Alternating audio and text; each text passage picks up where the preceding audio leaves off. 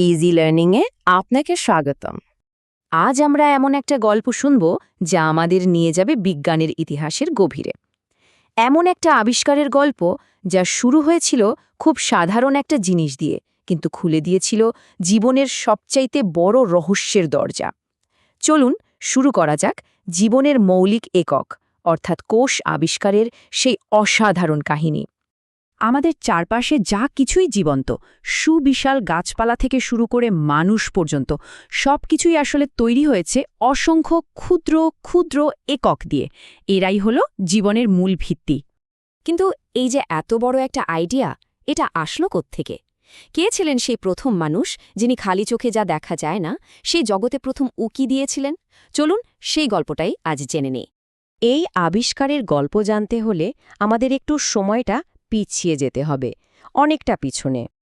আমরা ফিরে যাচ্ছি আজ থেকে প্রায় ৩৫০ বছর আগে। সালটা ছিল ১৬৬৫। আর আমাদের এই গল্পের নায়ক হলেন রবার্ট হুক। তিনি ছিলেন একজন প্রতিভাবান ইংরেজ বিজ্ঞানী, আর তার ছিল এক দারুণ শখ, নিজের বানানো মাইক্রোস্কোপ দিয়ে জগতের আনাচে কানাচে লুকিয়ে থাকা জিনিসগুলো দেখা। তো একদিন তিনি পরীক্ষার জন্য খুব সাধারণ একটা জিনিস বেছে নিলেন, এক টুকরো কর্ক। হ্যাঁ, গাছের ছাল থেকে যেটা তৈরি হয়। তিনি সেটার একটা পাতলা স্লাইস কেটে তার মাইক্রোস্কোপের নিচে রাখলেন। সত্যি বলতে হয়তো তিনি নিজেও ভাবেননি যে এমন কিছু দেখতে চলেছেন যা ইতিহাস বদলে দেবে। কিন্তু লেন্সের মধ্যে চোখ রাখতেই তিনি যা দেখলেন তাতে তো অবাক হয়ে গেলেন। কর্কের ভেতরটা দেখতে ছিল একদম একটা মৌচাকের মতো, অসংখ্য ছোট ছোট খোপে ভরা। হুক তার নিজের ডায়েরিতে এই জিনিসটাকে বর্ণনা করেছিলেন অনেক ছোট ছোট প্রকোষ্ঠ, বা ইংরেজিতে মেনি লিটল কম্পার্টমেন্টস বলে। তার চোখের সামনে ঠিক এইরকমই একটা ছবি ভেসে উঠেছিল। এই যে মৌচাকের মতো ছোট্ট ছোট ঘর, এগুলো দেখে হুকের মনে একটা প্রশ্ন এলো, এদের কি নাম দেওয়া যায়? আর তিনি এই বাক্সগুলোর নাম দিলেন সেল। খুব সাধারণ একটা শব্দ, তাই না? কিন্তু এই একটা শব্দই জীববিজ্ঞানের ইতিহাসটাকে পাল্টে দিতে চলেছিল। কিন্তু সেল কেন? আচ্ছা, এর কারণ হলো ল্যাটিন ভাষায় সেলা বলে একটা শব্দ আছে, যার মানে হলো ছোট ঘর। তখনকার দিনে সাধু সন্ন্যাসীরা যেমন ছোট ছোট ঘরে থাকতেন, হুক যা দেখেছিলেন সেটাও তো ছিল ঠিক তেমনই ছোট ছোট ঘরের সারি।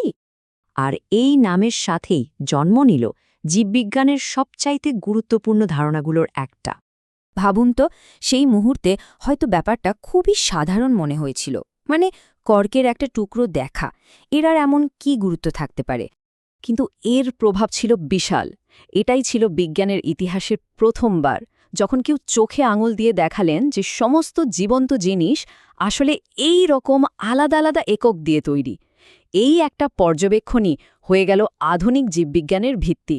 আর সবচেয়ে অবাক করার মতো ব্যাপার কি জানেন? প্রায় ৩৫০ বছর পরেও হুকের দেওয়া সেই সেল নামটাই কিন্তু আমরা আজও ব্যবহার করে চলেছি। রবার্ট হুকের এই গল্পটা আমাদের একটা দারুণ জিনিস ভাবতে শেখায়, তাই না? আজকের দিনে আমাদের চারপাশে ঘটে যাওয়া কোনো ছোটখাটো ঘটনা বা সাধারণ কোনো পর্যবেক্ষণ, কে জানে, হয়তো সেটাই একদিন ভবিষ্যতে পৃথিবীকে বদলে দেবে। আরও শেখার জন্য আমাদের চ্যানেল ইজি লার্নিং সাবস্ক্রাইব করুন।